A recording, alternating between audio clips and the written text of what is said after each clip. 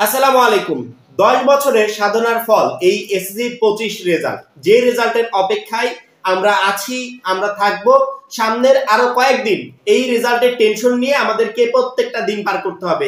যেদিন থেকে এসএসসি 25 পরীক্ষা শুরু হয়েছে, বাংলা প্রথম পরীক্ষা দিয়ে আসার পর বাংলা প্রথম পরীক্ষার খাতা কিভাবে দেখা হবে, শিক্ষক কত নাম্বার দিবে, কিভাবে নাম্বার দিবে, বোর্ড এমসিকিউ কিভাবে দেখবে, এমসিকিউতে যদি নাম্বার কম পাই ফেল করবো কি পাস করবো, বিভিন্ন ধরনের টেনশন।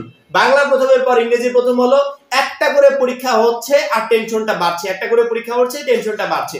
যখন সবগুলো পরীক্ষা শেষ হয়ে যাবে, এক গাদা টেনশন মাথায় নিয়ে দিনের পর দিন পার করতে হবে।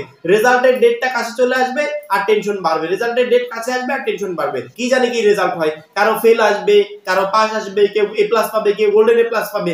প্রত্যেকটা শিক্ষার্থী উৎসুক থাকবে এই রেজাল্ট নিয়ে, রেজাল্ট কবে প্রকাশ পাবে, রেজাল্ট কবে প্রকাশ পাবে।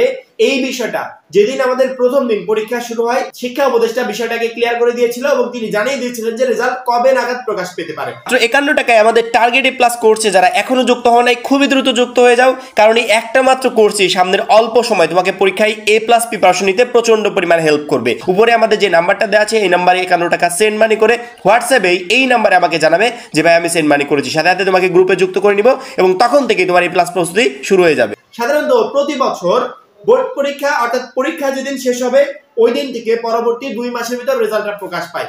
পরীক্ষা বলতে প্র্যাকটিক্যাল পরীক্ষা না, তোমাদের এসএসসি 25 পরীক্ষার যতগুলো সাবজেক্ট আছে এই সাবজেক্টগুলোর লাস্ট পরীক্ষাটা যেই তারিখে শেষ হবে ওই তারিখ থেকে পরবর্তী 2 মাসের ভিতর তোমাদের রেজাল্ট প্রকাশ পাবে। কারণ কি, তোমাদের খাতা তো এদিকে অলরেডি দেখা শুরু হয়ে যাবে, পরবর্তীতে প্র্যাকটিক্যাল পরীক্ষা যখন হয় হোক সমস্যা নেই। 2024 সালে এসএসসি 24 পরীক্ষা শেষ হয়েছিল মার্চের 12 তারিখে।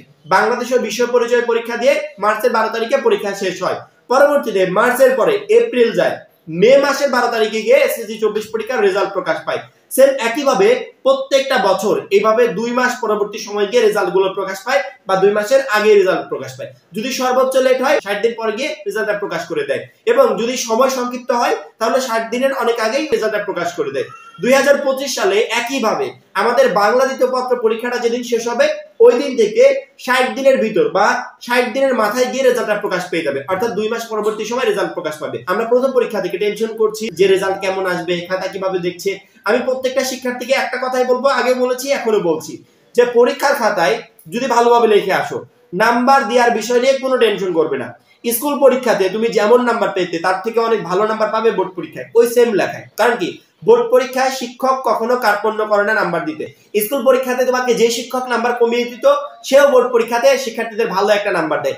এই জন্য এই বিষয়গুলো নিয়ে একদমই টেনশন করবে না। জাস্ট মনে রাখবে তুমি যতটুকু লিখেছো, যা লিখেছো তার উপর ডিপেন্ড করে একজন শিক্ষক তোমাকে সর্বোচ্চ নাম্বারটা দেওয়ার চেষ্টা করবে। সেক্ষেত্রে যদি পরীক্ষার খাতায় ভালো লিখে আসো, এই নাম্বার দেওয়ার বিষয় নিয়ে একদমই টেনশন করবে না, ইনশাআল্লাহ ভালো রেজাল্ট হবে। এমন প্রচুর পরিমাণ উদাহরণ আছে। একটা শিক্ষার্থী আগেই ধরে নিয়েছিল বোর্ড পরীক্ষায় সে ফেল করছে, এসএসসি পরীক্ষায় সে ফেল করতে যাচ্ছে, রেজাল্ট প্রকাশের পর দেখে পাস করে গেছে। আমাকে বলেছে যে ভাইয়া আমি এমসিকিউতে এটাতে 8 পাবো, আমি বাসায় এসে মিলিয়েছি আমি 8 পাবো। বোর্ড পরীক্ষার রেজাল্টটা দেখে যে না ঠিকই 10 পেয়ে পাস করে গেছে। তার মানে ওই শিক্ষার্থীরা যে এমসিকিউ গুলো মিলিয়েছিল, উত্তরগুলো মিলিয়েছিল, সেখানে ভুল ছিল। সে ঠিকই 10 পেয়েছে কিন্তু সে মিলিয়েছিল 8, অর্থাৎ সে আগে ধরে নিয়েছিল সে ফেল করবে, পরবর্তীতে পাস করে গেছে। এমন অহরহ উদাহরণ আছে, তুমি আগে ধরবে ফেল, পরবর্তীতে পাস করে যাবে। অর্থাৎ রেজাল্ট নিয়ে আমরা রেজাল্ট প্রকাশের আগে কেউ কিছু বলতে পারি না। এই জন্য রেজাল্ট নিয়ে কোনো সাবজেক্টের মন খারাপ করেও থাকবো না, টেনশনও থাকবো না।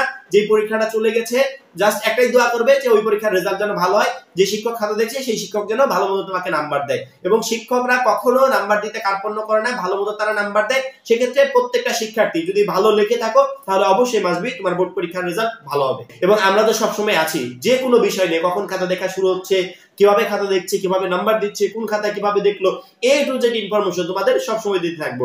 রেজাল্ট কবে নাগাদ প্রকাশ হবে সে বিষয়েও তথ্য পাবে, রেজাল্ট পরবর্তীতে কলেজ ভর্তি নিয়ে তথ্য পাবে, উপবৃত্তি নিয়ে তথ্য পাবে, তার পরবর্তীতে এইচএসসি নিয়েও তথ্য পাবে। অর্থাৎ আমরা কিন্তু তোমাদের ছাড়ছি না, তোমাদের সেই এইচএসসি লাইভ পর্যন্ত এবং অনার্সে ভর্তি পর্যন্ত সকল আপডেটের জন্য অলওয়েজ আপডেট চ্যানেলে তোমাকে থাকতেই হবে। আশা করি বুঝতে পেরেছো। এখন এই পর্যন্তই, পরবর্তী ভিডিওর জন্য চ্যানেলটা সাবস্ক্রাইব করে রাখবে। সবাই ভালো থাকবে, সুস্থ থাকবে, আল্লাহ হাফেজ।